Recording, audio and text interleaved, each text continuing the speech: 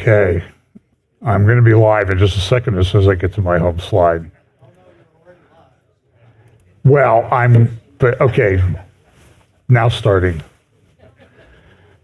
I need one of those clicker things. Okay, let's open in a word of prayer. Lord, thank you so much for this day, and we pray that you'll bless our time together as we discuss some pretty heavy topics. We pray that you'll give us wisdom, insight, understanding, and how the scriptures that we read about that foretell a time when, as we approach the return of the Lord and the setting up of his kingdom, what that world will look like. And we just pray that you'll give us wisdom to understand the times in which we live. In Jesus' name, amen. Well, so things already are going better than they were last week because we started like 20 minutes sooner.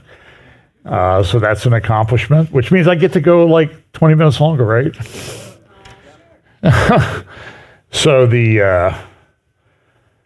often joke about that. The reason why people want to get out of here. If I go longer, then the only thing you got to do is you got to get there before the buffet closes. But if you go too soon, then the Baptists are overrunning the place. So that's the thing. The Southern Baptist. Not Northern Baptist. So, by the way, did you know that John D. Rockefeller was a Baptist? A very interesting story. This is totally off the subject. But, I'm pretty sure he was a Freemason. If you go to his gravesite up in Lakeview Cemetery in Cleveland, you'll find that there's a very telling object over his grave. And it's a obelisk.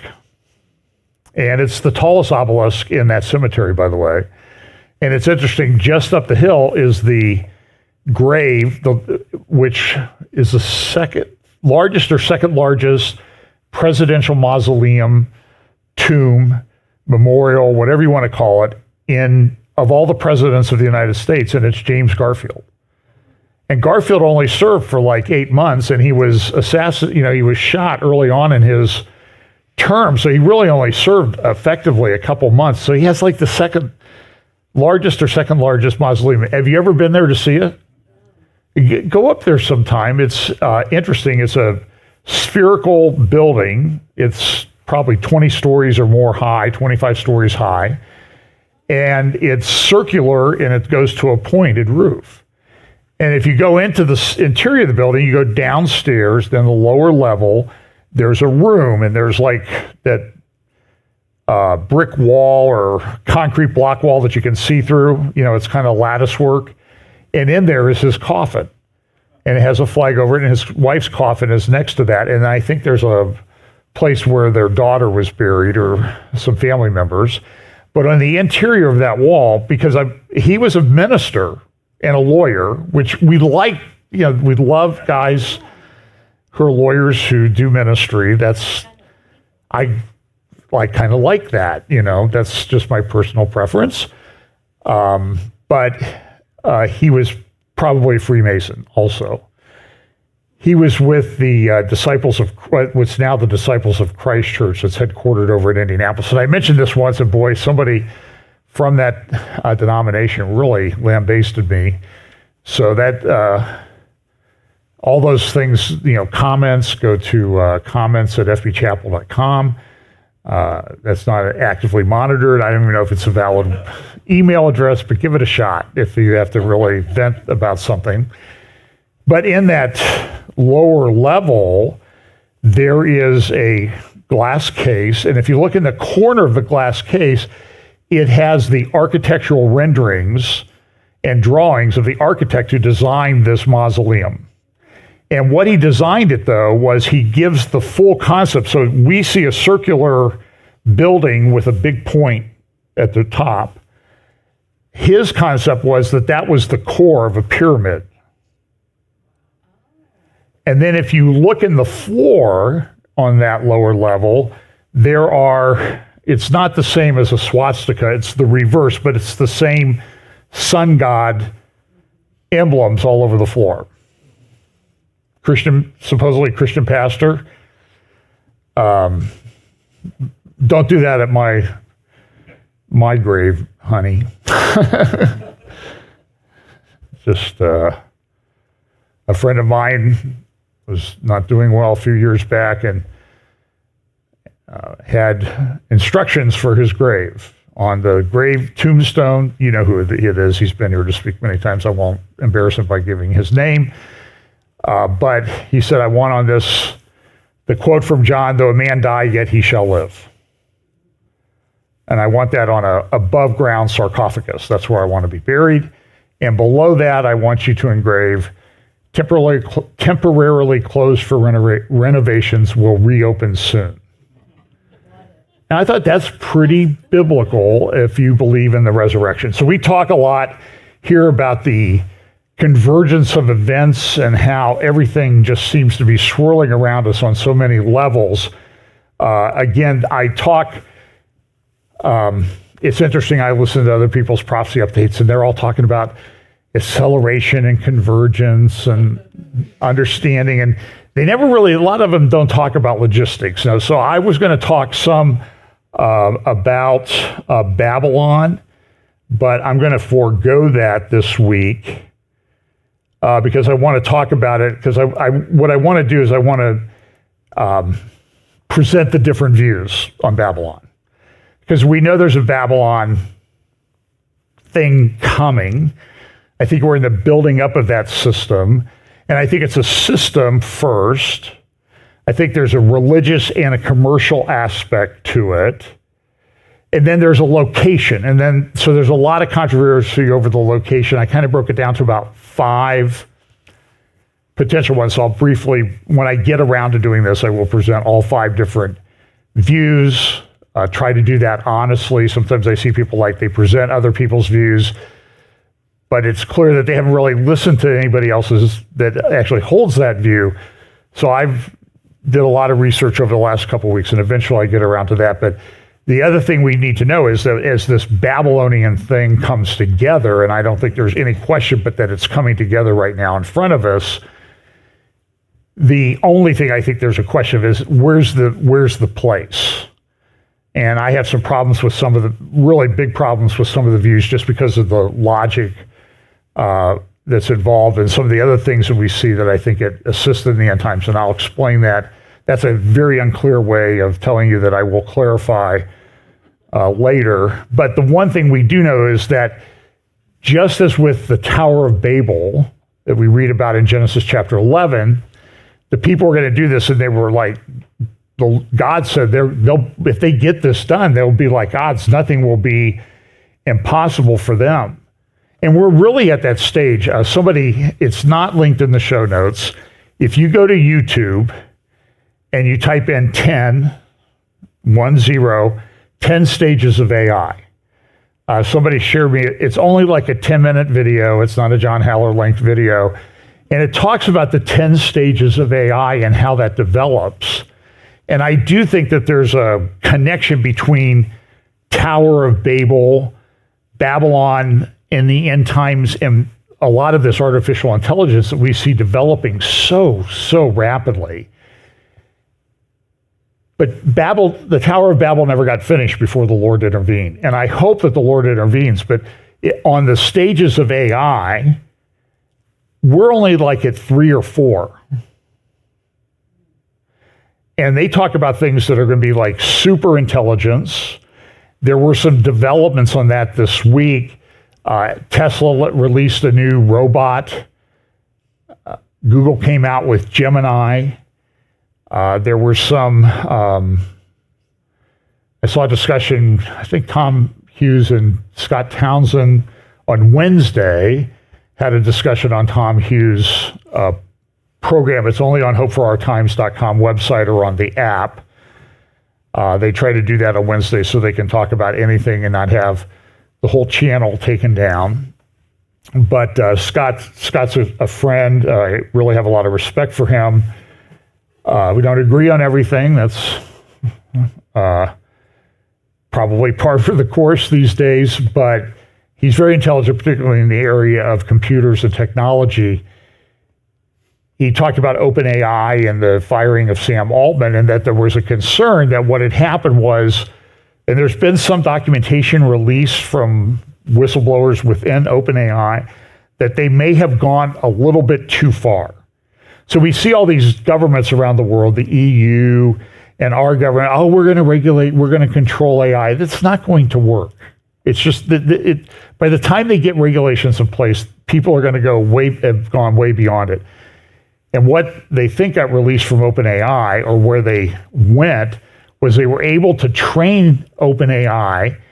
It's a large language model. It's not mathematics, but they had trained it with documents, and the documents allowed it to train itself on mathematics, and it was able to crack 192-bit encryption. Now, the encryption that you see on websites, if you go to a website and you got that little lock at the top on your address bar, that's 128-bit. So if they're at 192, that encryption won't work once somebody gets their hands on it. So there's a concern that this is going to get out there and it's just going to completely blow everything apart.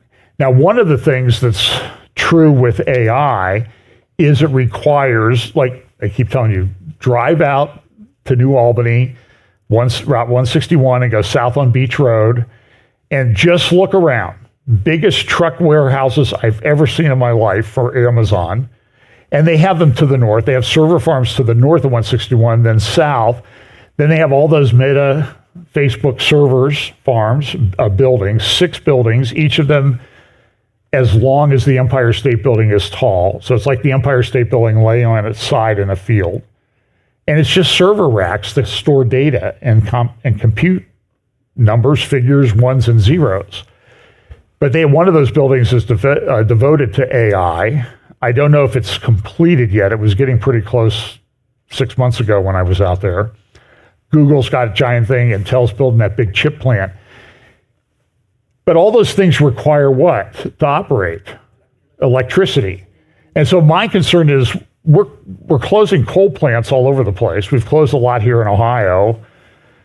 In the latter stages of my legal career, I was involved in some litigation over coal burning power plants that some big companies owned here in Ohio. They're closing them down, but what are they replacing them with? So Microsoft recognizes this. They've got a $10 or $15 billion investment in OpenAI, but they need servers. They need electricity to operate the servers. And they also need water, a lot of water, to cool it. Now, to me, the simple answer on water, if you need a lot of water, go to Ontario. If you can find dry land up there to build on, Ontario, Canada. The province of Ontario in Canada, I don't know if you know this, has 40% of the world's fresh water. Surface water. 40%. Lake Superior is like 20% of all the fresh water in the world is located in Lake Superior. And you can put all the other Great Lakes into Lake Superior and then add 3 Lake Eries to it, and that will give you some idea of the size of Lake Superior. And they need water, but they need water and power. So Microsoft has determined that maybe the best way for us to go is to develop our own nuclear power plants. So can you imagine if Bill Gates was still running the company and you want Bill Gates in charge of nuclear power? But, by the way, he spoke at COP28, but I'm not playing it for you today. I'm exercising my gift of mercy, but I'll get to you eventually with some of the other stuff. But Microsoft went out and they got all the they're training AI computers on nuclear regulatory documents. Now, you can consider this a good side or bad side of that is they'll get rid of the lawyers. But what their goal is that the AI will be able to tell them how we can short circuit the regulatory process and get something built in a year rather than 12 years, because we need the power now. And that's part of the problem with a lot of things that people want to do in the world. It requires electricity. And so we have COP28 that goes out there and tries to do this. Now, this is, here's a little bit more on AI. This is NVIDIA. This is a company that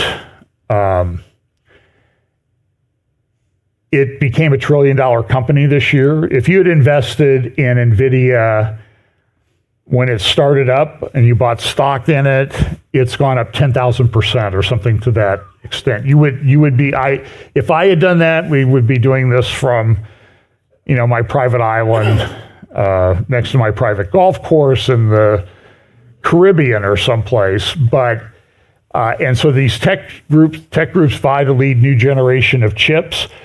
Everybody's trying to develop chips, and one of the companies that why NVIDIA went up so much money is it developed that big chip. It's about the size, if you look at it, and you see Jason Wang talking about it's about the size of an iPad. It has at least, if you go look it up, NVIDIA AI chip, and it's selling all over the place. The biggest buyers, Saudi Arabia. Other big buyer, United Arab Emirates. Oh, I thought they were just backward desert countries. Well, they got a lot of money because they sell oil. They have a lot of oil. And there's a question whether they're running out of it or not. I personally don't think that they are as much as people think. It may be more difficult to obtain. But their AI chip, size of an iPad, at least 200 billion transistors on that chip. That's a lot. That's a very big number. That's almost one transistor for every other person in the United States on that chip. That's and they're just scratching the surface. So the thing at the AI at the COP28, I have a ton of videos and all this stuff. I'm not going to play any of them. Beginning of the end of fossil fuels. That's what the UN said. Listen, the president, the guy in the upper left-hand corner, Jabbar, who is the head of energy, was also the president of COP28. Maybe he's the guy on the right. Well, anyway, one of those guys up there. The second guy in from the left, that's the guy who's married to the half-sister of King Abdullah, was married to the half-sister of King Abdullah II of Jordan. Remember, she was his sixth wife. And as I've always said, a little life advice here, free. Your sixth wife is always the one that's going to cause you problems. And that's just a guess on my part. I'm still on one. But I think it's the guy to the right. He's the head of energy, and he was the president of COP28. And he said in a Zoom call, he said, we're not getting away from fossil fuels. And everybody went nuts. And so because this is the narrative that they want you to believe. It's not that it's true. That's what they want you to believe as they destroy economies all over the world to get to this thing net zero. And even people coming out, there were realists at the COP28 conference, and they said, we're not getting to net zero. We're not even get to this 1.5 degree thing. It's just not happening. And it appears some respects that the world is warming, but is it warming because of man or is it because of something else? Son of a friend went and climbed Mount Everest this year. Now, my reaction to it was, you raised an idiot that's in good shape. 18 people died trying to climb that mountain this year, the largest number in a lot of years. And as you climb up, there's dead bodies all over the place. Because they don't carry the dead body down, they just let it lay there, and it's frozen. So it's strewn with dead bodies up and down Everest. And the glaciers are melting, and there were, I think, 8 Sherpas that are highly trained mountaineers that serve as porters on these expeditions. They were trying to get across a glacier that's melting very rapidly, and it collapsed, and I think 8 of them were killed. And some of these are the most experienced mountaineers in the world. And things are changing that quickly. But nevertheless, the narrative that's coming out is this is the end of the fossil fuel era. It's not going to happen. If it does happen, it means the economies are destroyed.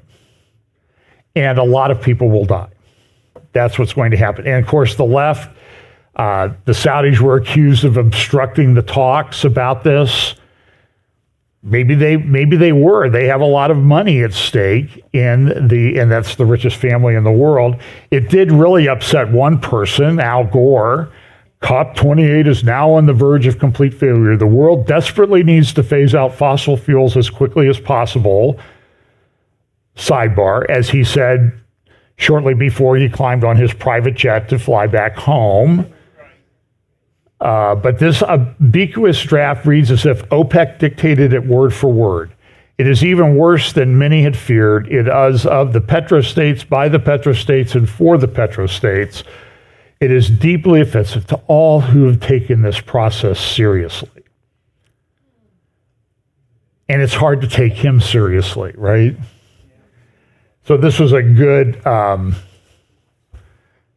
as to what they were able to accomplish, this came, I think it was from one of the United Arab Emirates newspapers editorial page. They put a little spigot on the end of the big spigot where oil comes from. Now, I found this, so we talk a lot about the end times here. I struggle sometimes to portray what I'm thinking about graphically. So I've done the graph with the horses. And you see that what they do, what is unleashed when these horses ride forth, and then there's a big argument. Are they riding yet? Are they going to ride? Is the first horse the Antichrist? I mean, so there's a lot of arguments about it. But my point is the horse rides, and until the Lord returns, whatever is unleashed by that horse increases over time. And it may be an exponential increase near the end. It doesn't like the first seal opens and everything associated with the first seal happens. I just don't think that's the way it is. It goes gradually, as I say, gradually then suddenly.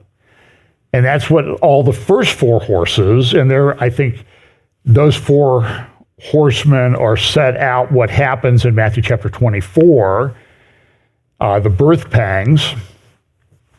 But remember, this whole thing with the end times, a friend of mine said this, and I thought it was kind of a brilliant thing. So now I use it, but I don't attribute it to him specifically, because I don't know if he wants me to know that I'm quoting him. But he said at a conference, he said, this whole thing with the end times, remember, it's a birthing process. It's not a C-section. I thought that was a brilliant analysis of the way this is going to unfold. Now, I did find this morning. I have a fuzzier version of it, but this one is really good. And if I had any artistic talent at all, and I think my wife would attest to the fact that I don't, it was always, I got pretty good grades in school, but it was always a struggle for me to get the S in art and handwriting. So I've sort of taught myself how to make things visual. This guy really did what I had rolling around in my mind, because sometimes you see a seal with just 7 seals on it, and the seal breaks, the seal breaks, the seal breaks. I don't know that that's the right way to do it, because in this one, the seal breaks, right? And the scroll unfolds a little bit. And you understand, because it's a revealing, it's a birth process, it's an unveiling, and it's not like you get all the seals off and then boom, oh, now we know what's going on. This is the understanding part of Daniel chapter 12. The wise will understand and instruct many. Oh, it says that in Revelation or Daniel 11, so you don't have to send me that email. Daniel 12, 8, 9 doesn't say that, but it does say that the wise will understand and the wicked will never understand. So this unveiling takes place. So the first seal opens, that's the rider on the white horse, or that's the white horse. And then the question is, do we focus on the horse or the rider? And then we get into a big argument about that. But it unfolds, and so the scroll starts to unroll. Then the second seal, it unrolls more. Third seal, fourth seal, fifth seal, sixth, up to the 7th seal. And I think that's a much better depiction of it as we see. And so what we're going to see, though, is we're going to see in our time, we're not going to see. We are already seeing a lot of these things happening that are going to be more apparent as we go further towards the coming of the Lord. Because that's why I said with the seals, the impact of the seals sort of intersect. They kind of peak at the coming of the Lord Jesus Christ. And we know that that's at the end of this period of time. Some call it the tribulation period. I don't think that's a biblical term. I like the last week of years, at the end of the Great Tribulation, after the day of before the day of the Lord. So there's a whole bunch of arguments that you can get into just in that statement. But I think this is a great, great depiction of how I think these things are going to unfold. And we're going to see some of this. So this is an article from, and everybody, so we're going to make the Times of London this week's guest prophecy updater. And it could be the London newspapers. We could just say the London, UK newspapers, because there's at least one other one. 4 meals away from anarchy. Experts are divided over how the UK would cope if disaster strikes and the lights go out. Now, there have been studies done about the United States projecting this, and if you're prone to depression, anxiety, and that type of thing, probably won't want to go look at those. So you might want to shut this off for a couple minutes. But what those studies have found is that if the lights went out in the United States, 90% of the United States is dead in 2 or 3 months. But I mean, think about everything that we use for electricity.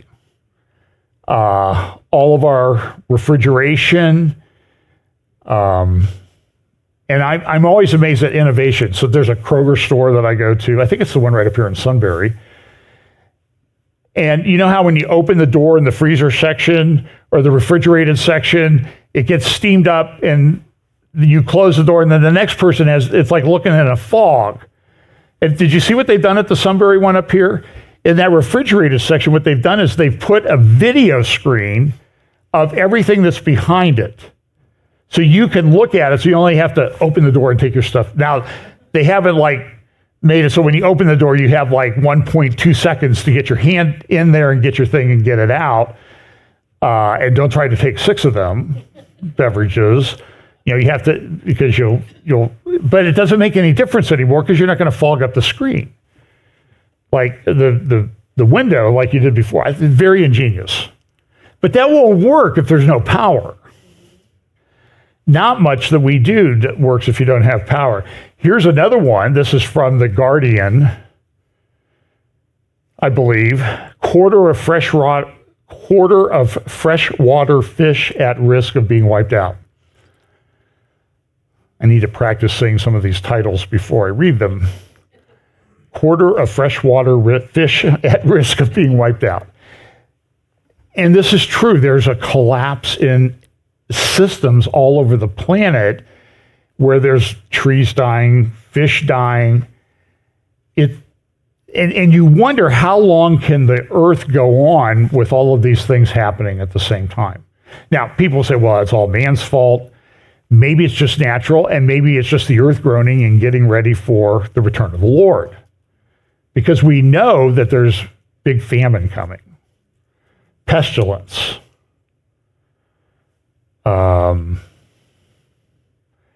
you need energy. So invest in energy stocks, wars and rumors of war, invest in defense stocks, pharmaceuticals, if you want to make some money in the apocalypse. Should be like the apocalyptic portfolio. Maybe we should start a thing. For $89 a month, you can sign up and get prepared for when your money won't be worth anything anyway. Here's another thing. UA ditching dollars. Are the Saudis are next. So there's a lot of concern. This is from Zero Hedge. And they could get the the guest prophecy updater almost every week because it gets pretty dark on Zero Hedge. But there's concern that the petrodollar is going away, and the petrodollar is what allows the U.S. to do a lot of what we do, like have everybody else finance our lifestyle. how long will that last? So some people think, if you remember about a year ago, everybody was saying, oh, the US dollar is going to collapse in the next 6 weeks. Well, it didn't. And it's still pretty strong. So if you want the alternative view to that, the Atlantic Council, which is a globalist, elitist, sort of like world order promoting place, but they have smart people there. So it's like Cal Thomas used to say. Cal Thomas, a great writer, used to say, I get up every morning and I read the Bible and the New York Times. Because in the battle of good and evil, I want to know what each side is saying about it. Bible being the good side, of course. And so I read Atlantic Council and I understand their orientation, but they have a very good webpage about, will the dollar be replaced as the world reserve currency? They don't think it will. And there are a lot of people that don't think it will. But so read because it's a very complex thing. And all these contracts have to be changed, and you sort of need an alternative currency. Because nobody really wants Chinese reals or whatever what do they call that? Whatever the Chinese currency is. A lot of people, you just don't want a lot of that. Because the United States, you can go everywhere. I mean, we were in Israel. We went into the areas of Judea and Samaria, often called the West Bank. And if you have a dollar, they'll take the dollar. I mean, it works pretty much everywhere. So that's the thing. So there's a lot of speculation about the deterioration of the petrodollar. It says here, I'll be the first to admit that two of the main themes on this blog, the United States sovereign debt crisis and the deterioration of the petrodollar, have been extraordinarily slow-moving theses. That's right. And so I've heard over the last 2 years, it's imminent. The dollar collapse is imminent. And it's one of these gradually then suddenly things. But I just don't know when the suddenly hits. But I think it probably will at some point. But it's going to be chaos all over the world if that happens. So last week, my videos didn't work for whatever reason. And so I want to play for you a couple videos about the growth of anti-Semitism and how that's related. So this is going to be Elise Stefanik, Republican Congresswoman from New York. And by the way, New York got a ruling this week, which will probably allow them to turn 4 seats Democratic in the next election because of the way they draw the maps. They can redraw the map now. So she may not even be a congresswoman. So here she is questioning the presidents of MIT, Penn, and Harvard. This was about a week ago Tuesday. And here's how that went. They're talking about anti-Semitism and calls for genocide and intifada on campus. Dr. Kornbluth, at MIT, does calling for the genocide of Jews violate MIT's code of conduct or rules regarding bullying and harassment? Yes or no? If targeted at individuals, not making public statements. Yes or no? Calling for the genocide of Jews does not constitute bullying and harassment? I have not heard calling for the genocide for Jews on our campus. But you've heard chants for intifada. I've heard chants, which can be anti-Semitic depending on the context, when calling for the elimination of the Jewish people. So those would not be according to the MIT's code of conduct or rules? That would be investigated as harassment if pervasive and severe. Ms. McGill, at Penn, does calling for the genocide of Jews violate Penn's rules or code of conduct? Yes or no? If the speech turns into conduct, it can be harassment, yes. I am asking specifically calling for the genocide of Jews. Does that constitute bullying or harassment? If it is directed and severe or pervasive, it is harassment. So the answer is yes. It is a context-dependent decision, Congresswoman. It's a context-dependent decision. That's your testimony today. Calling for the genocide of Jews is depending upon the context. That is not bullying or harassment. This is the easiest question to answer yes, Ms. McGill. So is your testimony that you will not answer yes? If it if the Yes speech or no? becomes if the speech becomes conduct, it can be harassment. Yes. Conduct meaning committing the act of genocide? The speech is not harassment? This is unacceptable, Ms. McGill. I'm going to give you one more opportunity for the world to see your answer. Does calling for the genocide of Jews violate Penn's code of conduct when it comes to bullying and harassment? Yes or no? It can be harassment. The answer is yes. And Dr. Gay, at Harvard, does calling for the genocide of Jews violate Harvard's rules of bullying and harassment? Yes or no? It can be, depending on the context. What's the context? Targeted as an individual, at an individual. It's targeted at Jewish students, Jewish individuals. Do you understand your testimony is dehumanizing them? Do you understand that dehumanization is part of anti-Semitism?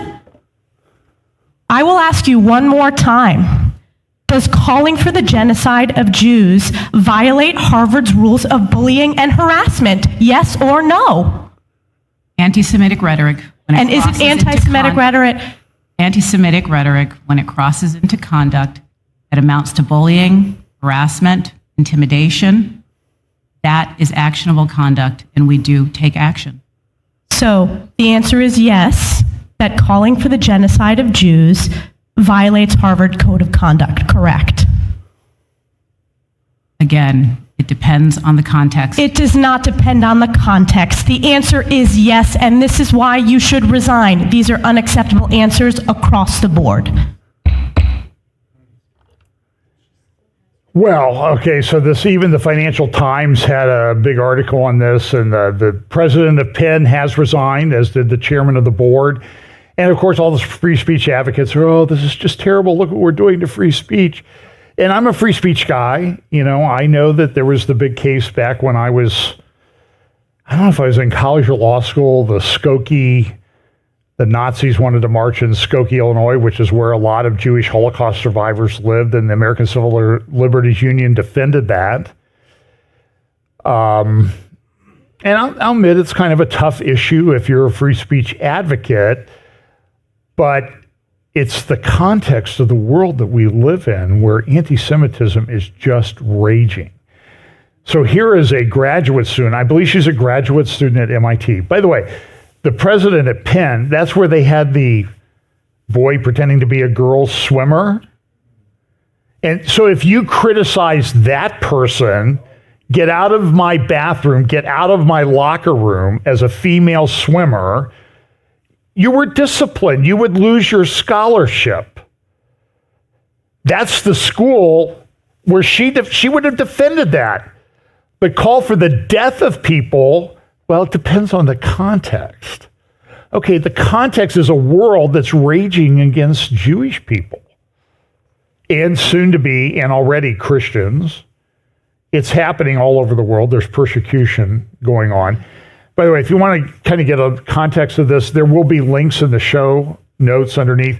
I did a few interviews over the last couple weeks. I interviewed Jonathan Feldstein, Orthodox Jew lives in Efrat in Israel, talking about this, and his son is now a soldier in Gaza. And very personal. I mean, I thought it was just a very emotional interview. Then Brian Schrager, who lives in Israel, talking about what he's experienced, Brian, around here at church.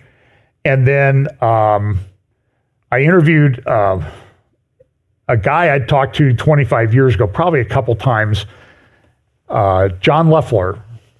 John used to run a radio program called Steel on Steel, really one of the best apologetics Christian podcasts out there. He sort of closed up shop a few years ago, but through a friend, I was able to get his phone number or email, and we talked, and I said, well, let's do a little podcast. So we did about 55 minutes the other day, and John's a character. So instead of putting John Leffler for his name, he put Juan the Magnifico, and but it really was, at least on his part, an intelligent discussion about the things and some of the things that have led to this. in where we are. So part of this was what we would call the long march through the institutions. This was a plan. It came, they left Germany, they came over here, the socialists and communists, and I think John had a good explanation. The difference between socialism and communism is they believe the same thing, but the communist has a gun and weapons. But it's been a long march through the institutions, and it's at this point I brought up my suggestion that maybe it's time to extend the period of homeschool. It used to be like grade school, and then it was junior high, now high school. Maybe we ought to homeschool our children through college, at least. And pretty soon it's going to be grad school. So I can remember, and he mentioned that Indiana State was one of the hot seats of this socialist move into institutions in the United States. And it used to be called Indiana State Teachers College, which ought to scare you. I have a master's degree from that school. And it's really where the first time I was a graduate assistant for probably the most conservative professor in the criminology department where I was getting my master's. I got assigned to the most conservative one. I think the chairman of the department kind of knew that probably would be the best way to go. But there was a young Marxist in the office next to me. I took some classes from him, and I told him, I said, I'm gonna parrot back what you want to hear from this ridiculous book that you assigned us to read, but don't give me that garbage to read. It's garbage, and you know it, because it was just pure Marxism. But so I didn't know that Indiana State really was one of the seedbeds for this, but we talked a lot about that. So here's an MIT graduate student, and she's talking about what she experienced. Thank you so much, Representative Fox and Representative Stefanik, for inviting me here today. My name is Talia Khan. I am an undergraduate alumna of MIT and a current graduate student at MIT. I am the daughter of a Jewish mother and an Afghan Muslim immigrant father. I am the proud president of the MIT-Israel Alliance, and I am a Jewish student currently immersed in an extremely toxic anti-Semitic atmosphere at MIT. The MIT administration, namely President Sally Kornbluth, has failed to address the crisis of rampant anti-Semitism on campus. There is a radical anti-Israel group at MIT called the CAA. In recent weeks, the CAA's anti-Semitic rhetoric has shifted the culture on campus to such an extreme of intolerance that 70% of MIT's Jewish students polled feel forced to hide their identities and perspectives. An Israeli student whose identity and personal info was sold online for a bounty has not left his dorm room in weeks out of fear due to death threats. For my part, I was forced to leave my study group for my doctoral exams halfway through the semester because my group members told me that the people at the Nova Music Festival deserved to die because they were partying on stolen land. After a postdoc at MIT said that Jewish Israelis want to enslave the world in a global apartheid system, he falsely claimed that Israel harvests Palestinian organs and implied that the, quote, average Israeli is a Nazi. The DEI officer of his department replied by telling us that nothing he said was hate speech and that the organ harvesting conspiracy theory was, quote, confirmed. Day after day, the MIT administration has failed to enforce its own rules on anti-Semitic actors, such as the interfaith chaplain intimidating Jewish students, DEI staff publicly declaring that Israel has no right to exist, faculty dismissing student concerns for their safety by telling them that if they are scared, they should just go back to Israel. CAA protesters blocking the hallways, storming the offices of the MIT Israel internship offices and harassing the staff and faculty there, and inviting dangerous outsiders to campus to join them in yelling hateful and violent chants. This is the same climate of anti-Semitism that has led to massacres of Jews throughout the centuries. This is not just harassment. This is our lives on the line. The MIT administration has punted disciplinary processes to a faculty committee on discipline, which has thus far not received a single one of our complaints. MIT admin has even failed to staff a new task force against hate, which will dually combat anti-Semitism and Islamophobia. This atmosphere is intolerable. Jewish students do not believe that the MIT administration has done an adequate job to make students feel safe on campus. President Kornbluth, please let me go back to being a scientist. Let me go back to being a student. I don't want to have to keep advocating for Jewish student safety on campus. It's not my job. It's your job. Please do your job and act now. And if you can't, I'm asking Congress to do it for you. Thank you. By the way, those three schools, my understanding is, receive about $45 billion in federal funding each year. Billion. Caroline Glick in a tweet said this week, look, if you're paying $100,000 a year to send, by the way, that's the cost now at Harvard, if you don't get any student aid, $100,000 a year to send your kids to this place and you're Jewish, you're a masochist. I can't argue with that. Gadi Taub, who used to be on the left, now he's a man of the right in Israel, wrote this: why Israel's the number one target of the global left. That article's in the description below. But look at this. This is from this morning's New York Times. Europe may be headed for something unthinkable. What it might be? Is it radical Islam taking over? Is that what it is? Look at here. This tells you everything you need to know in the big headline insight. Elites are right to worry about the convergence of the center right and far right. So I know it wasn't written by James Carville. Remember, I played the clip of him last week or a week before, where he said that Christian nationalists are as big a threat as Al-Qaeda. Okay, James, I'm sure you believe that.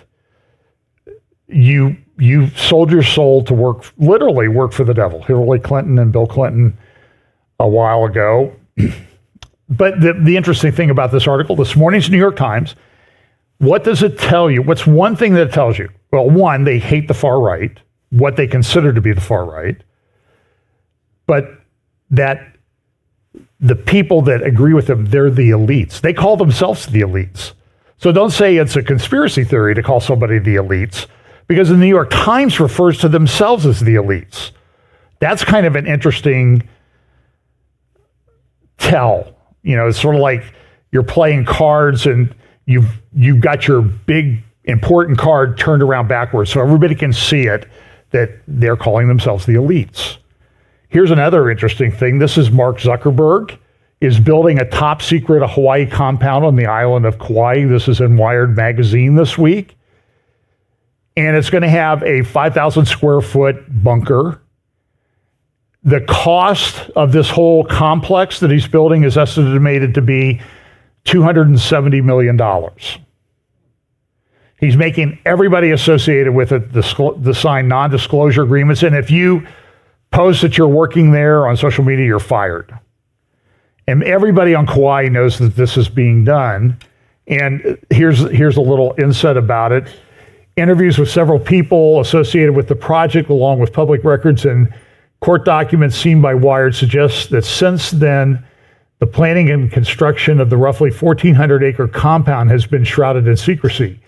The property, known as the Kulau Ranch, will, according to some planning documents, include a 5,000 square foot underground shelter, have its own energy and food supplies, and when coupled with land purchase prices, will cost in excess of $270 million. Now, when you see that, does that bring anything end times to mind? Well, what about the elites of the earth, the kings of the earth? And by the way, a technology company head could be part of these kings that come about in the end time, these 10 kings that give their power to the beast. Because we know the beast is going to use what appears to be pretty extensive technology. So is Mark Zuckerberg one of these? I'm just saying I don't know. Do the math. Look at the Bible. But what do they hide in? These elites of the earth. They hide in caves. And now we live in a world where the elites, who might be one of these kings of the end, are building their own caves to hide in. That comes from Revelation chapter 6. Am I really out in left field on that one? I don't think so. So, let's see. So I'm going to talk a little bit more about this in a moment. This is from the Daily Telegraph. There's also a big article in the New York Times front page this morning. Israel delivered suitcases of cash into Gaza. Look, we know that money's been permitted to go to Hamas in Gaza. Everybody thought they could manage it. One article that I read this morning, let's see, who wrote that? Said, yeah, it's probably bad. But why is it all now they're still at war in Gaza, and they're like, oh, look what they did. They are the ones, they started Hamas, they funded Hamas, they caused it, and they ignored the warnings. And there's all these theories. It was a false flag. The Israeli government planned it, and they let it happen. They didn't. And look, it's clear they didn't pay attention to warnings. But my point is, if they had heeded the warnings that all the people were making, what would they have done? They would have done exactly what they're doing right now. They would have gone in and rolled up Hamas. And who do you not hear anything about? Like, it's not like Israel got their money and gave it to them. It's the money came from other places like Qatar. It came from there, and it was transferred to Hamas. It's not like Israel went to their own bank accounts and transferred the money. They got the money from Qatar, which got the money from Iran. And so nobody talks about Iran. Do you see the way this has gone now that, oh, it's all Israel's fault? They're the ones who are responsible. Not Iran, not Qatar, not the biggest funder of the Muslim Brotherhood in the world, a tiny country that's very corrupt. And so this is a big question. What are they going to do with Gaza? There's pumping seawater in there. This is from a Iran Twitter account. Unlike Gaza, where there is complete blockade, if Israel attacks Hezbollah, thousands of fighters will go to Lebanon to liberate the Golan Heights and Sheva Farms. And more about that in a moment, a little bit more detail about that. Israel says, Hezbollah, pull back in the north or we're coming after you. This was an interesting article. You know, one of the theories of the end times is that this beast empire is headed up by a revived Roman Empire. And this is an article from Wall Street Journal the other day. Look at this. Alarm grows over Europe's empty arsenals. Countries like the UK, Germany, and other countries, they don't have any weapons. They don't have any ammunition. I said jokingly, I didn't say it jokingly, I said it accurately a number of years ago. Germany had like 4 tanks that were operational. And I just said, so look, maybe Europe is the lead of this beast empire. I don't dismiss that totally. I'm just saying is right now there's not much evidence that they're going to be much of a power. And you'll see some other things in just a moment. Now, when I was in Israel a year ago, one of the things that they did was they took us down to the Urban Warfare Training Center near Gaza. We had about an hour, 2-hour briefing from a general who talked to us about, look, when you see somebody coming at you in a situation, you have 10 seconds to make a decision. And maybe less if they're running or driving a car. So a few days later, when Brian Schrager and I, we went to Mamre and Hebron, and we were driving through Hebron, which is where Israeli citizens are allowed to go.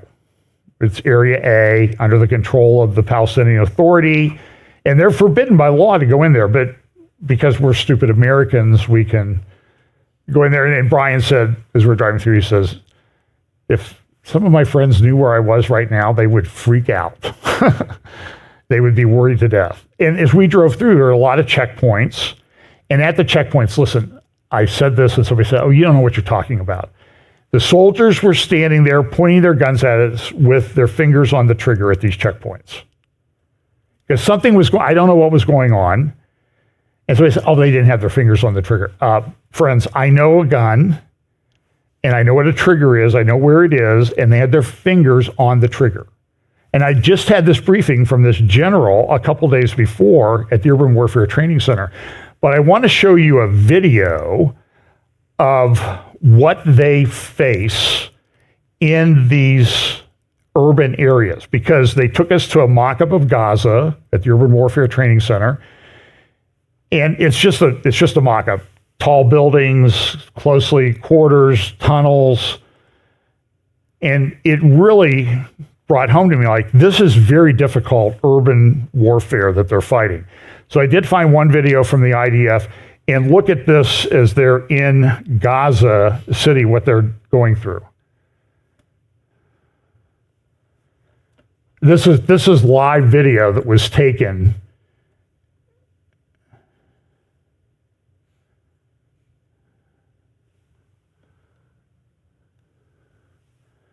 See, I mean, how many places are there where somebody could pop up out of and shoot at them? Look at every window is a sniper potential. So this is not easy fighting. There was 10 members of the Golani Brigade that were killed, or 8 members of the Golani Brigade that were killed. Tragically, that's one of their elite units. They had been lured into an area where my understanding is that they had set up like fake babies in cribs and all this stuff, and booby-trapped, and then played sounds of children.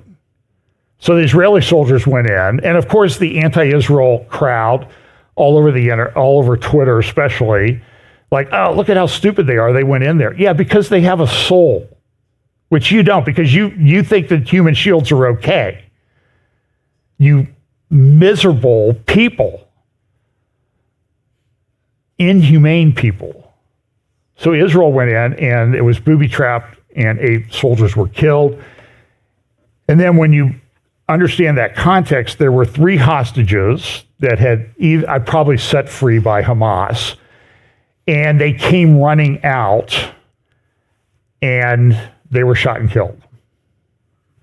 Horrible tragedy. I'm sure the people involved will never, ever forget it. The families and everything, just massive tragedy. And of course, all the pro-Hamas, pro-Palestinian people are like, oh, good for them. Let them suffer in guilt the rest of their lives for killing their own people. But the point is that this is the problem that they face, is because Hamas people might come out from a building like this waving a white flag. The soldiers relax, and then boom, people pop up in the windows above and start shooting them. So like I said, so what the general told us at that briefing is you have 10 seconds to decide. And what you decide means whether you live or die. By the way, in the video example that they used was a car approaching a checkpoint. The soldiers decided not to do anything. At the end of the video, the car blew up and killed the soldiers at the checkpoint. And this is what happens. So this is a news report that came out that top Hamas brass in Qatar have been told to leave for Algeria as their security can no longer be guaranteed. Apparently, they've shut off their cell phones and left that area.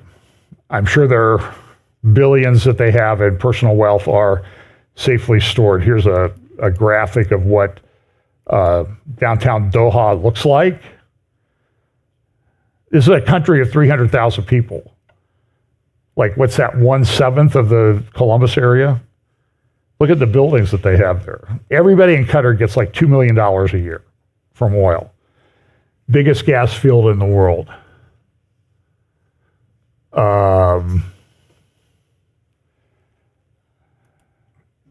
I'll talk about this later. This is like a 20-minute video and completely AI-generated newscast. Do you think we're going to see some crazy things in an election year here in the United States? I don't think we have any idea. So now this is an interesting story. It comes out of the Daily Mail. Putin had issued a call, this is a couple weeks ago, November 28th or 29th, saying, hey, all you women in Russia, we have a population problem. And you need to have 8 children, each of you, whether you're married or not. And we need to do this for 3 generations to replenish our population. Because look, Putin is a very, very bright guy. I think he's a very evil man, but I think he's a bright guy. He's a propagandist, KGB, all that stuff. Don't trust him, but he's smart. And he knows that Russia is in a demographic collapse. Countries, this is happening all over the world at the same time. North Korea, baby Kim came out and said, you should have more babies, all you Korean women, because we need soldiers. We need bodies. Now, in the United States, we take people and move them here, thinking that they're all going to be on board with us at some point. Europe is collapsing from this immigration, just illegal immigration, just like we are. I don't know if it'll survive. And the same call is being issued in Europe. Have babies. China's been doing this. As I've told you many times, China will likely be half the number of people that it is right now in a generation. Now, that's still a lot of people, but it's going to be a lot of really old people, and really old people aren't really effective in a war. I see some gray hairs out there, and I want any one of you, I don't even know if I want you to be a cop, let alone a soldier, because you're just not built for it anymore. I'm sorry. I'm not. So this is a big problem all over the world. So it's a problem. This is, again, these sympathy things you see all the time. The future is being bulldozed for the Palestinians, who are having babies, by the way. But their population is starting to collapse also as they became wealthier. By the way, one of the stories this morning was the leaders of Hamas in Gaza, their vacation homes are being destroyed.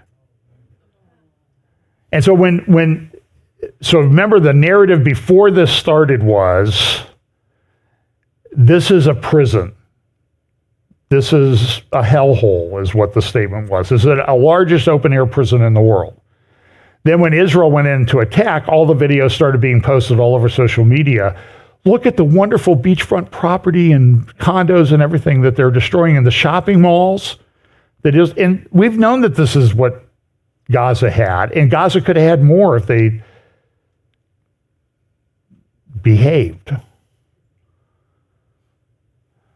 Israel, or the United States, this is concerning me, restricting visas for Israeli settlers linked to extremist violence.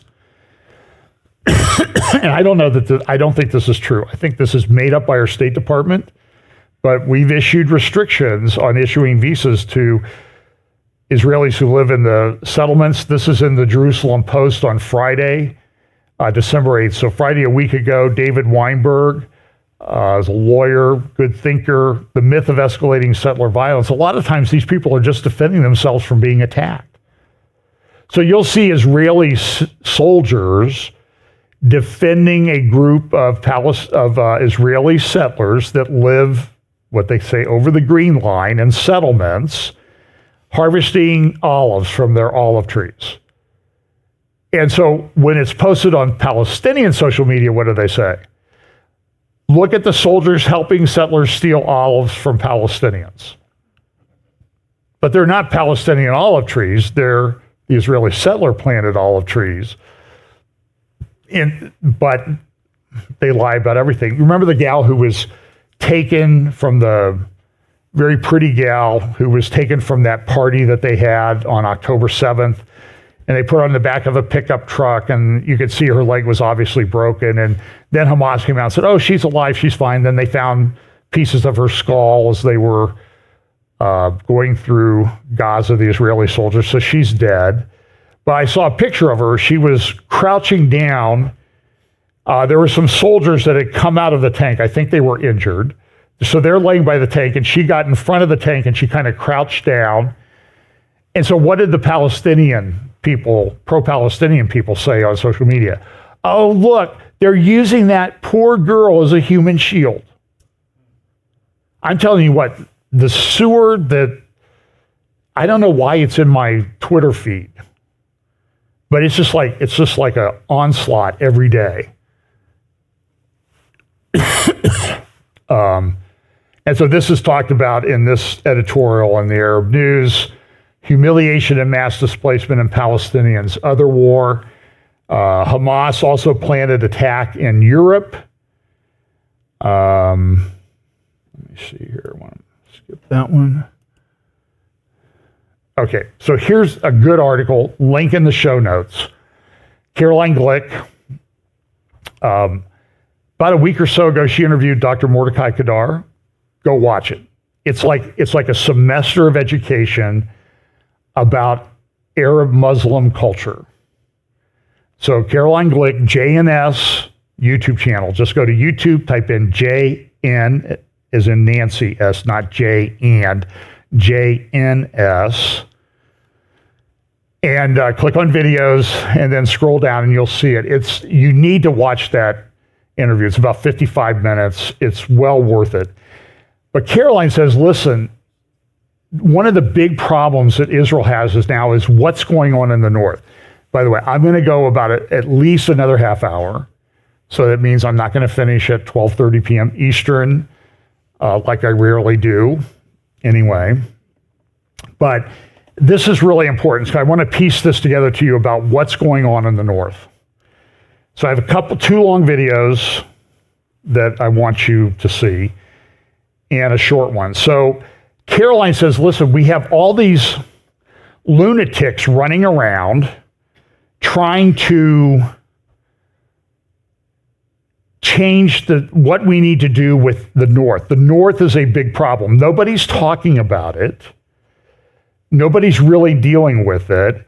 So at COP28, the Atlantic Council put on a forum, a global energy forum, and one of the people they had was our friend Amos Hochstein, he was involved in the Obama administration for 8 years, then he was out during the Trump, now he's back in what I call the third Obama term, called the Biden administration.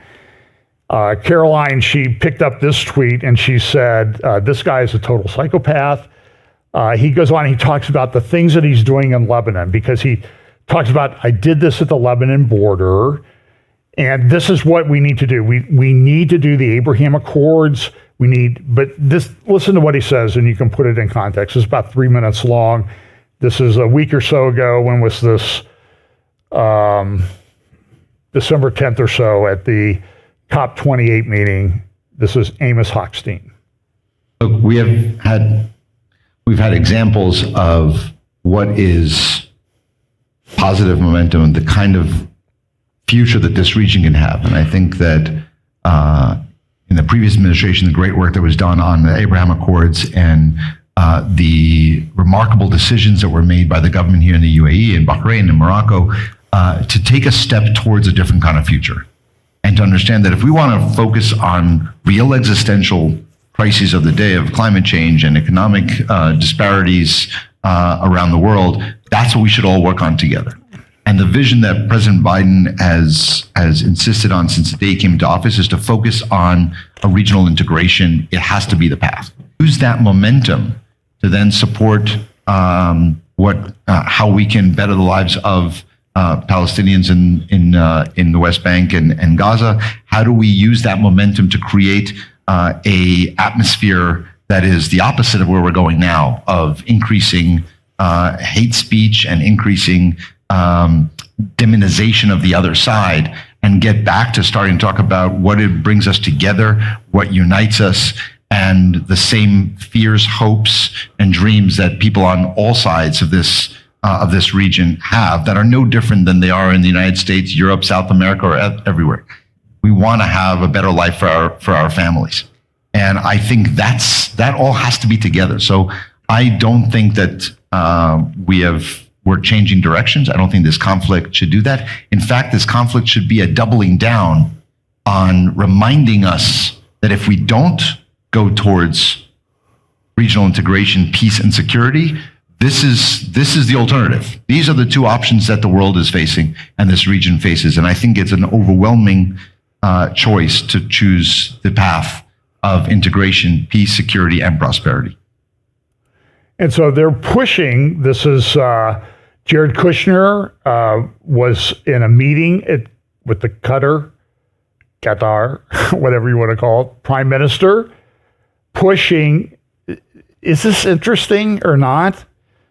Kushner, the former president's son-in-law, by the way, he got bailed out by a big loan from Qatar on his building in New York that he way overpaid for. I think it was the most expensive commercial building transaction in world history. It was just under $1 billion for a building located, it was the old AT&T building, located at 666 Fifth Avenue in New York City. But I'm not, so this is Barak Ravid who writes about this. And it says this, Jared Kushner and Ivanka Trump organized a private meeting in New York last Wednesday with Qatar's prime minister and a bipartisan group, mostly of Jewish businessmen and billionaires. Three sources with direct knowledge of the meeting tell Axios. Why it matters. Qatari Prime Minister Mohammed bin Abdurrahman Al Thani has been a key player in mediating talks between Israel and Hamas when he's not funding the Muslim Brotherhood and terrorism during their ongoing war, especially negotiations over the talks on the issue of the released hostages held by the terrorist group in Gaza. A source who attended the meeting said that the Qatari prime minister spoke about his country's efforts to release the hostages in Gaza and answered several questions about Qatar's relationship with Hamas. Sheikh Mohammed was also the leading point of contact for Trump and Biden administration on Afghanistan for several years when Qatar hosted a Taliban office. Kushner and the Qatari prime minister became close during the Trump administration when they led negotiations on ending a rift between Qatar and other Arab nations in the Persian Gulf. The other Arab nations didn't want anything to do with these guys because they funded terrorism. The agreement to end the crisis was signed 2 weeks before Trump left the presidency. And Jared's been out there pushing the Abraham Accords ever since. So I think you need, go read Psalm 83, put them in the context of this, and then of some of the things we want to talk about. I'm not going to take the time to read it right now, but Caroline in her article talks about what Amos Hochstein has been going. So I dug into it a little bit. And so in October 6th, the day before the attack down in the area of Gaza, this is in Al Akbar newspaper. It's a mouthpiece for Hezbollah in Lebanon. And there is, guess who? Amos, as they call it. He said demonization, right? He meant demonization. So he calls himself Amos Hochstein, also known as Amos, however you want to say it. So I guess if you're an elite, you get to say Amos. My name is Amos. And if I was an elite, my name would still be John, by the way. But so he's there. And so this is an interesting article. The title of the article is Hochstein proposed his return and Tel Aviv is angry about the negotiations being exposed. Did the enemy back down from offering to evacuate the Romans? So look at what there is. This is the words of the article. And again, this is translation from Arabic, so it's not perfect. There's no one in Lebanon who wants war with Israel right now. He, the acting Lebanese prime minister, told Hochstein, you always talk about Hezbollah's weapons and their spread to the south, and you know that as long as they are occupied Lebanese lands, no one is ready to discuss the issue of the party's weapons. So what does that tell you? They think that anything in Israel is occupied lands. What they really want is they want Israel to evacuate all the way to south of Haifa. This is not going to happen. Will you guarantee, Hochstein asked, what if Israel agrees to evacuate all the points that Lebanon considers occupied? Will you guarantee Hezbollah's withdrawal from the borders and that there will not remain a pretext to justify its military deployment? So Israel wants people to move north. Hezbollah wants Israel to move south. But do you think they're going to stay in the north? They're going to stay like north of the Litani River. They're going to stay up in Beirut. And so the thing that Israel's wrestling with right now is, what do we do with Hezbollah? What do we do with Lebanon?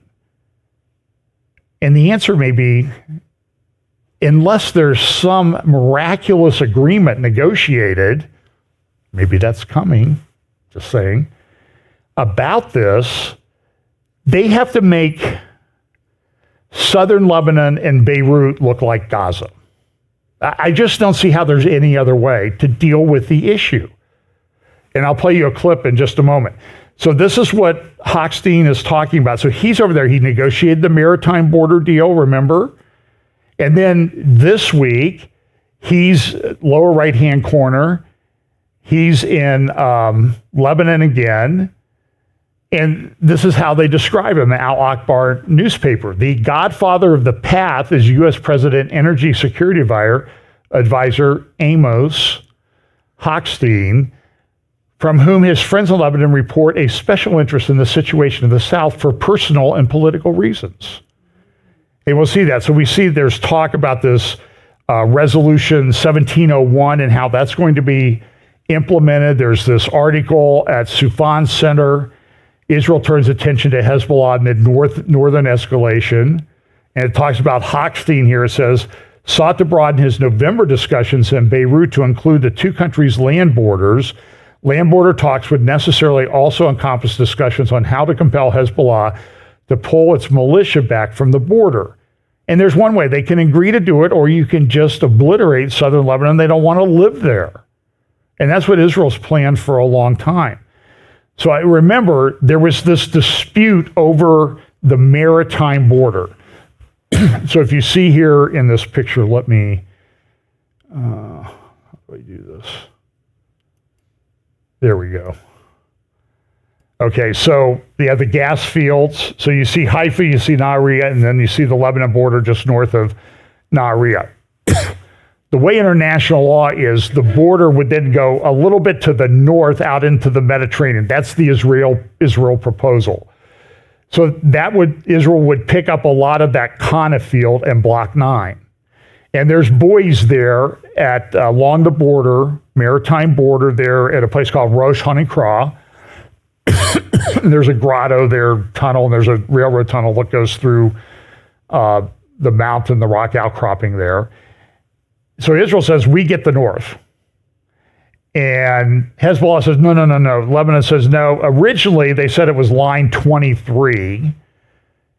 And Israel said, no way. Look, you're going to get all that extra part of the Kana gas field. That's billions of dollars, maybe. We're not going to get that. So somebody came in 2004 or 5 and made a compromise line there, HOF in the middle. Then when Lebanon really figured out that there's more gas out there, they said, well, no, we really meant line 29. That's the one we want.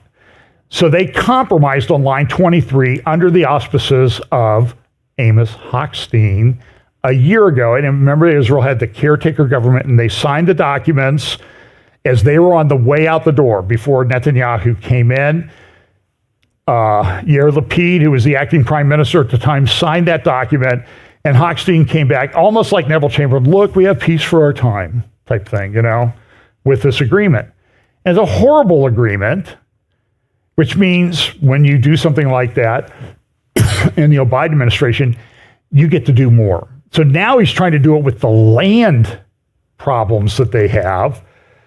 And there's a lot of oil resources there. Here's Jake Sullivan talking about, here's a thing that he came out with.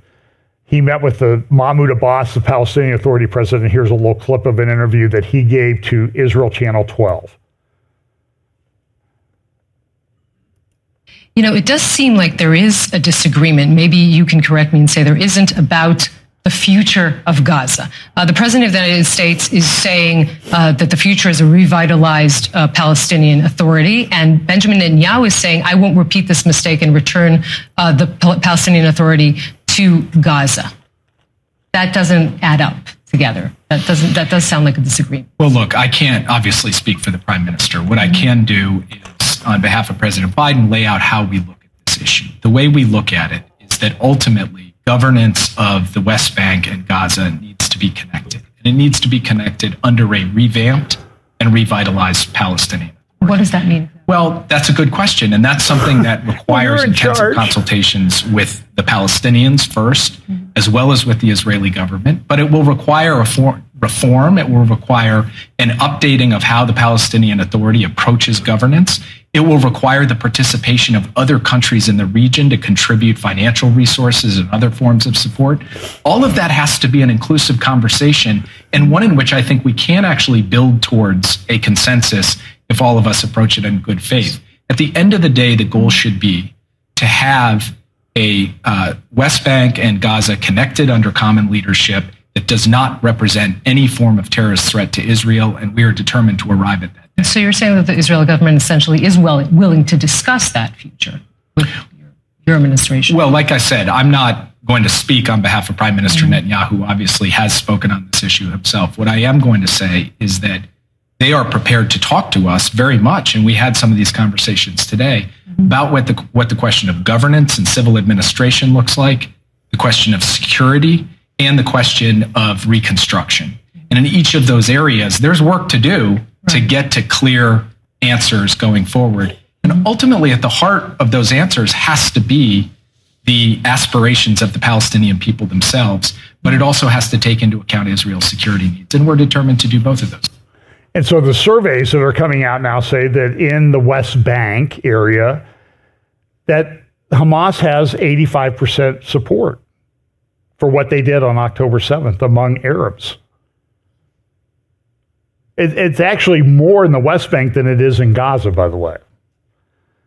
And so the Sullivan goes, well, they're willing to talk to us. Israel's willing to talk to us. I hope they're willing to talk to you to tell you that you're a moron, that you don't understand this. You're thinking like a Western person.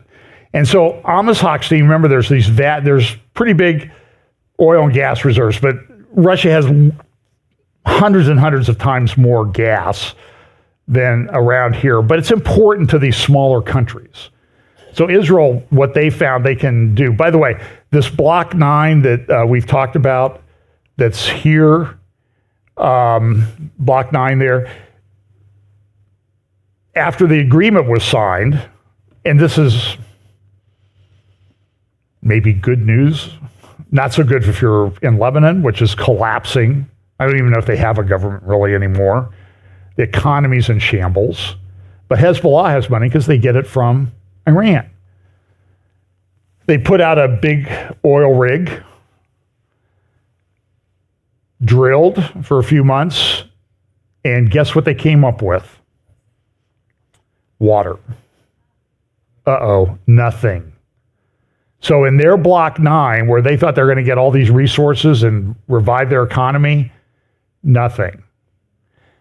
Now, I personally think that has kind of a supernatural aspect to it, because Israel's finding gas whenever they stick, a hole in the ground out there in the Mediterranean. So now this just happened within the last week or so.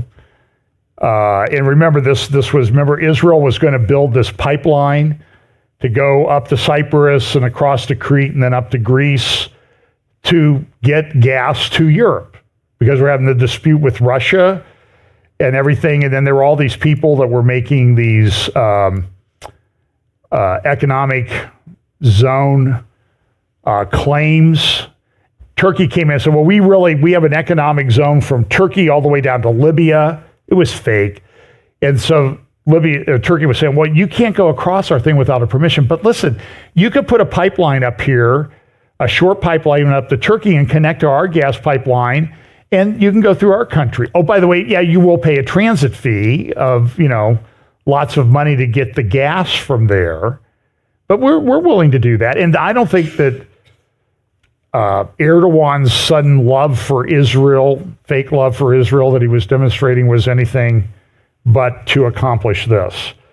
And by the way, Putin had come out, he is now saying he could supply the gas, a lot of the gas, because one of the Nord Stream pipelines was not destroyed. He said that at a press conference, the Valdi Discussion Club, and I think that happened before this attack in Gaza. Now the word I'm getting from contacts is that Russia has been quietly repairing the Nord Stream pipelines because they want to get the money back. So I don't know if that's true or not. Biden is not getting along with Israel very well. And this thing, like here's from even the Financial Times Global Affairs, Gideon Rockman writes the other day, the mirage of the two-state solution. And I love the way they put the artwork. Now, Melanie Phillips also has a great article, and I think that link is also in the show notes, The Persistent Two-State Delusion. She was on radio, and this is what she had to say about the two-state situation. The majority of Palestinians actually want the death of Israelis, and they want Israel gone. Here we go. Okay. The majority of Palestinians actually want the death of Israelis, and they want Israel gone. What Israel is fighting actually is Iran at the moment through its proxy, Hamas. But this idea that the Middle East conflict, insofar as it is between Israel and the Palestinians, the idea that that is about the division of land is simply wrong. This is the illusion that the West has pursued for decades. It is not about the division of land. If it was about the division of land, a state of Palestine living next to a state of Israel, it would have been solved in the 1930s. It would have been solved every single time this state of Palestine has been offered to them. But they have turned it down because they make it absolutely clear, something that the British media very, very rarely, in fact, never talks about. Their aim, and I'm not talking about the Hamas, I'm talking about the Palestinian leadership, the Palestinian Authority led by Mahmoud Abbas. Their aim is the destruction of Israel. They say so. They say so in Arabic. They say so in their insignia and maps, which if you look at what the state of Palestine would look like, it is Israel. It is not these disputed territories. You can see it in their educational materials, in which they teach their children. This is the Palestinian Authority. They teach their children that their highest calling in life is to murder Jews and steal all their land, to take Jaffa, Tel Aviv, Haifa. These are Israeli cities. They want the lot. And they say so. They also say it's holy war, that Israel is intent on destroying the Al-Aqsa Mosque. This lie has ignited Islamic jihadi hysteria since the 1920s. It is a total lie. So there's no hope? There is no hope as long as the West continues to fund, legitimize, sanitize, and incentivize the genocidal attack on the Jewish people in the state of Israel. That's what's kept this terrible war going. And so when she talks about the insignia, here's like Hamas. And so up at the top, you see there's this Israel. That's what they view. That's what they view as Palestine. From the river to the sea. That's what they want. No Israel in their thing. Here's Palestinian Islamic Jihad on the right. That red, that's all of Israel. Here is Fatah. They come out with an anniversary logo each year. Their 48th anniversary was, do you see the scarf there on the right in the shape of the state of Israel? You see the red thing in the middle in the shape of the state of Israel. That's the 54th or 55th one that they came out. We have this problem too. The Houthis are attacking ships in the Red Sea, preventing them from going up to the Suez Canal. It's affecting world shipping. It's This is a report on what's going on. The ships are stopping. The big shipping company said, we're not going through the Red Sea. The U.S. and Britain shot down 14 drones or missiles the other day, just yesterday. And so to get there, it's like a 12 to 20 day extra to go all the way around the Cape of Good Hope in Africa to get to Europe. It's not the safest passage in the world. And so this is affecting world shipping. And it's just the Houthis down there in this, funded by Iran, and nobody's attacking Iran. It's absolutely insane. I'm going to skip over a couple things. I have this is a briefing by Saret Zahavi. It was the other day at, she's from Israel-alma.org, Alma Research in the North. She talked about, I'll just summarize what she said. She did about a 30-minute briefing with the IDSF. If you go to the IDSF website, you can find the briefings. You have to scroll through till you get to December 11th, last Monday. She said, listen, we've got a problem here. Every third home is connected to Hezbollah in the north, in southern Lebanon. And sure, there are UN forces up there, UNIFIL, they call them. I think UNIFIL is a way of saying incompetent. They don't do anything. They don't go to olive groves. They don't go check tunnels. They don't check houses. They just kind of drive around and make sure the Hezbollah people, if they have a flat tire, they help them fix it or something. They're useless. But she says every third home. And so there's some significant historical things. So the big circle at the lower center is Haifa Bay. Just to the north along the coast, that's Nahariya. Then you have the Lebanon border. And then to the north of that, that's a biblical city called Tyre. And then you go north, the next one up is Sidon, and then the next one up is Beirut. And so to give you some idea of the distance, the big circle in the upper right, that's Damascus, 50 miles as the crow flies from Damascus to Beirut. Not that far. But Tyre and Sidon, go read Psalm 83 and you'll find Tyre and Sidon. So I'm just wondering if the Abraham Accords and something in the next war that's coming up there makes that area come into the Abraham Accords.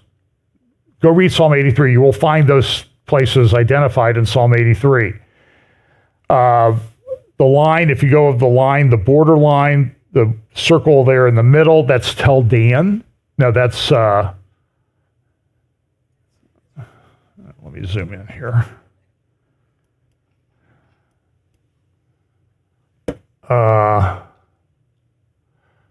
That's Majel Shams.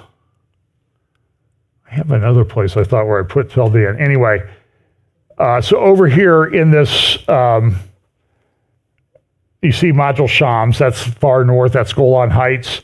Then you have Tel Dan is near Kiryat Shimona. And I thought I had another map. Here it is. There we go. So here is a town called Gajar. That's largely Israeli, but the UN decided to divide it. The big circle, that's the area of Golan Heights called Sheba Farms. And this is what Amos Hochstein is over there, Amos Hochstein, over there negotiating away, say he's going to negotiate a deal and then he's going to go to Israel. You know, you're going to have to accept this because this is the best you're going to get. And he wants to negotiate that all away. Tel Dan is there in the circle inside the big circle. Mount Hermon is up there to the north. Over there on the right, that circle, that's where Caesarea Philippi is. And it's only a couple of kilometers, couple miles from Caesarea Philippi to Tel Dan to give you an idea how close it is. I think Tel Dan to Gajar is 2 miles. So it's less over there to Caesarea Philippi. But they want to give away Gajar, and this would give away the Golan Heights. And you need to understand that. Caroline Glick has been talking about that for a long time. What the U.S. administration wants to do is undo Trump. They really want to undo the Abraham Accords or reconstitute them. And remember, Trump said, hey, the Golan really belongs to Israel. Remember? And this is what she was talking about months ago, that Amos Hochstein was over there, and he was over there just the day before the Gaza attack from Gaza, negotiating this stuff. Because, well, I did such a great job with the Maritime border. I got that Israeli government. And so that's why Biden comes out this week and says, well, I think we really need that. We need a change in the Netanyahu government. You see how this is all fitting together? Tony Badran, who is a treasurer, he has a good article at Tablet Magazine. Iran sponsored the October 7th massacre, and America paid for it. And, of course, released $10 billion towards this. The Wall Street Journal reported this on October 8th, that Iran helped the operation. He says this, sure, there's a degree of complicity when a state sponsor for the last 30 years has financed, armed, trained, and hosted the leadership of a Palestinian terror army, including by establishing a joint operations room in Lebanon, which oversaw the last war in Gaza in 2021. But Kirby, he's a presidential spokesperson, national security guy or something. He's been all over the place in government. I hope he doesn't get a pension for everyone that he serves in. But Kirby added, in terms of the specific series of attacks we have seen, we just don't have direct evidence. And that's what they see. And so that's why you see today's New York Times. Israel didn't act on secret record of Hamas money, so Israel's at fault. But wait, where did the secret Hamas money come from? Who funded it? Why don't they ask that question? And of course, they would take the Sergeant Schultz from Hogan's Heroes, notice I see nothing response. So here's a great graphic. I have one about 10-minute video. I'm just going to play it. If you have to leave, go ahead. And you can catch this on the live stream. By the way, there will be links to the interviews that I did in the show notes. But I thought this was great. The Russian bear, the Chinese leopard, and the Iranian mullah slicing up the Eastern Hemisphere. Well, slicing up the world, and they're heading towards the Western Hemisphere. I think it's a very excellent graphic. I don't remember the newspaper that I got that from, but I have a video in here someplace that I want you to see.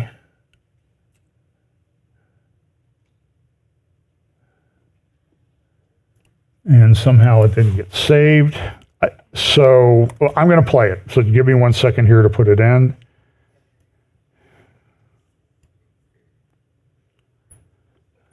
I skipped around a little bit. I'm just trying to see if I somehow skipped over it.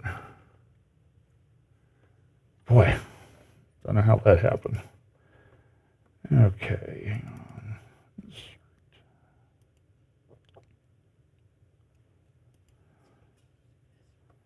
My production assistant really fell down on the job. Okay, this is an interview. You can go to his Rumble channel.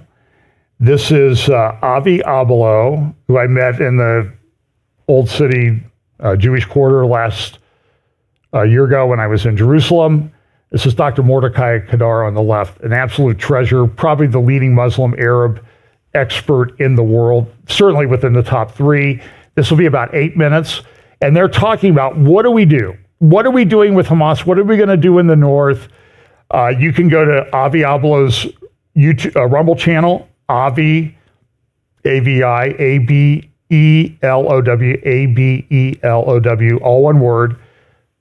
Put that in the search bar, go down, scroll down a couple videos, and you'll see Dr. Kadar's interview done a few days ago. And let's just listen to a little bit of this, and then we'll pack it in. All right, so I'm going to come back to the whole discussion about the destruction of Hamas in a second. I first want to stick with Iran and Hezbollah, because according to my own thinking, and I've been explaining this to other people, Israel will have to attack Hezbollah as part of this war effort in one way, shape, or form. Because for years, Israelis know that Iran via Hezbollah were planning. We've known about Iran's plan via Hezbollah to attack Israel, attack Israeli yeshuvim, towns and cities up north, infiltrate via tunnels, kidnap and kill in the cities and in the towns, and then go back into Lebanon. We've known about that, but no one's really taken it seriously. But now that what Hamas did to Israelis in communities down south, all the Israelis who live up north on the border with Lebanon now know Hezbollah is on the border. They can actually see Hezbollah fighters on the border fence. they don't want to return home, and they won't return home. And they're right. Until Israel takes care of the Hezbollah threat, so that they don't feel there is a threat anymore. So even though Iran is holding back Hezbollah and only having them on a low flame, Israel must continue this war. It cannot protect the Israeli population who live up north until they take care of the Hezbollah threat. How do you respond to that analysis? Let's assume, theoretically, that Israel actually starts a war against Lebanon and destroys all the power of Hezbollah, blows up all the missiles, and everything which they have, the Israel destroys. Let's assume. And if you don't continue to govern the place, they will renew. Southern Lebanon. Well, in Lebanon, they will renew the missiles. It will take 15 years, of course. Maybe following your logic, we have to return to have a security area in southern Lebanon. We have to occupy Lebanon because they can do it to north from the security zone. Instead of using that language, we have to reclaim and liberate biblical Jewish lands that is today southern Lebanon.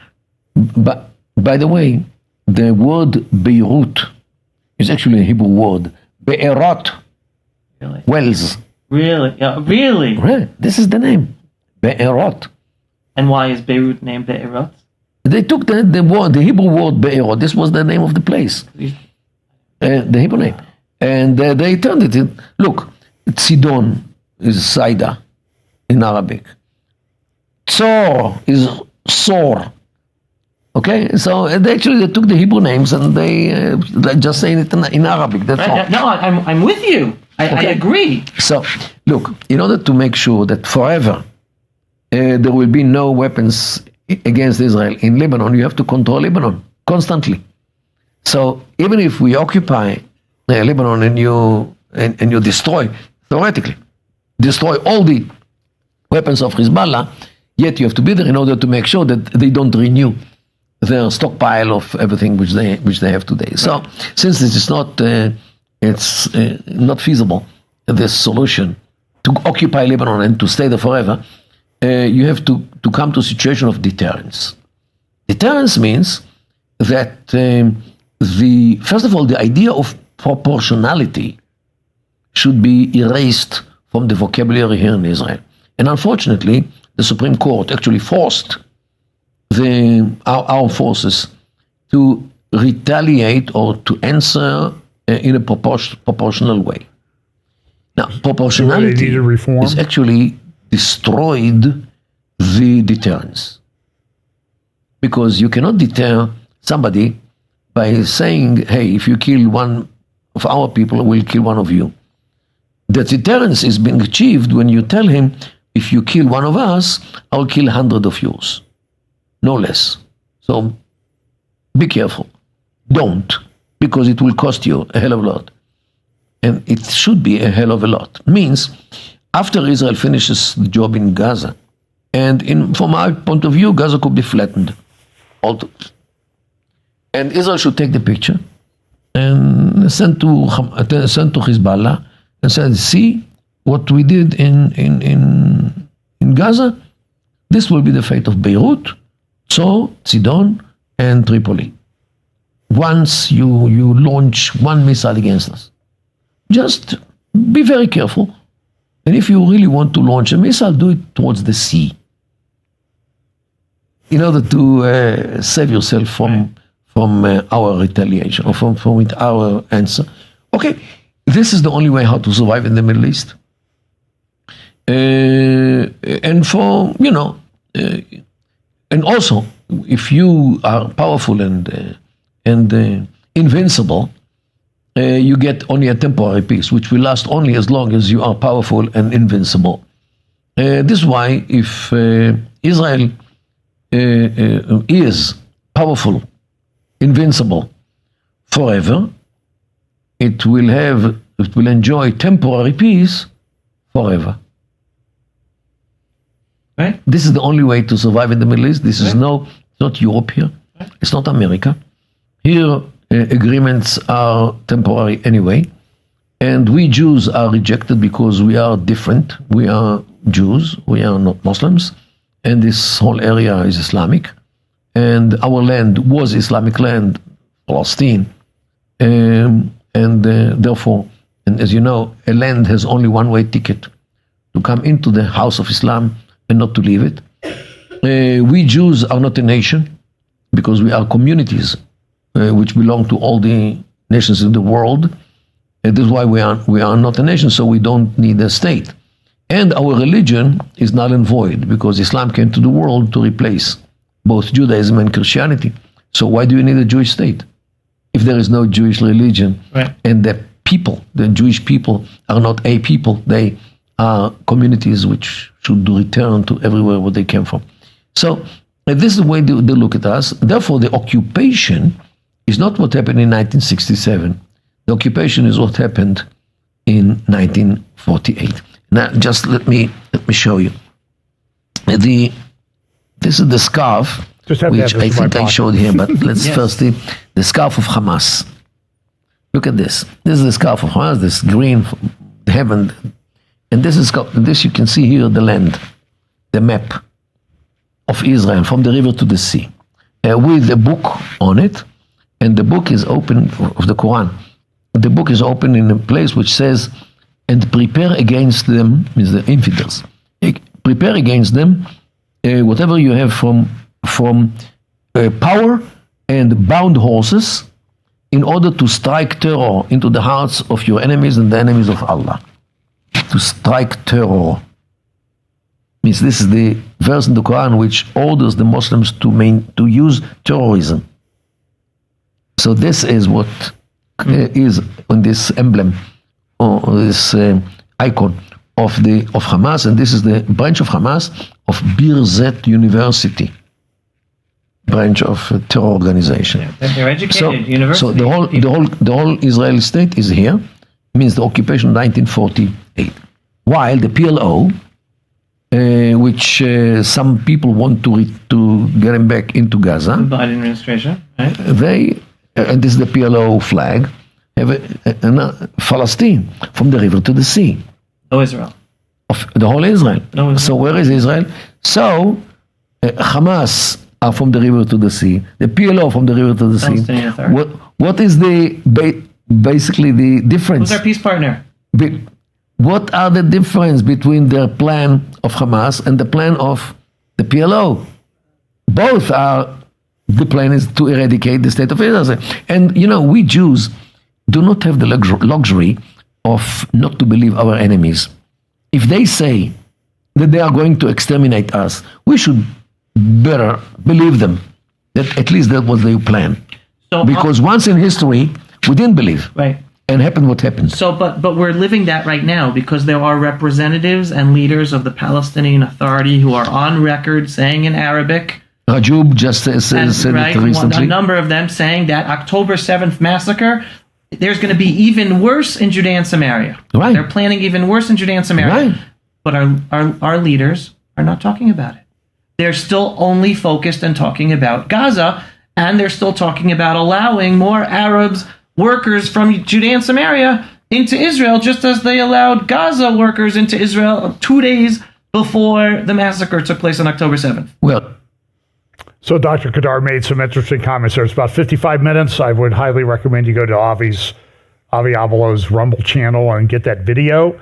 Watch it. Go to JNS and get Caroline Glick's interview of Dr. Kedar, which is really in depth about the problem that they face. It's good. I love listening to smart people, and these are smart people.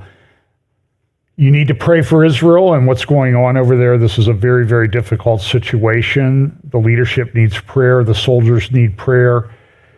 The stories that come out every day of these soldiers, and some of them got married just before they left, and now they've been killed, and it's horrible.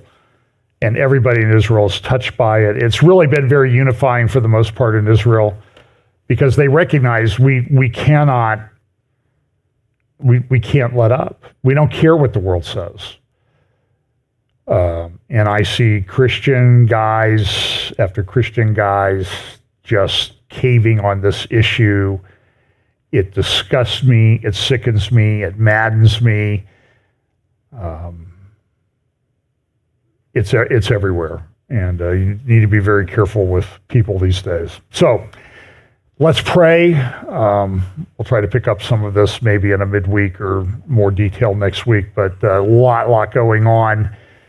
But this is a very volatile world that we live in. So let's pray. Lord, thank you so much for the gracious gift that you gave us of your Son, Jesus Christ, and his coming as Messiah to make the offering required for our sins and our atonement, and also for the gift that you gave us of instructing us in your word about the first coming of Messiah and the second coming of Messiah, so that we could understand the times in which we live.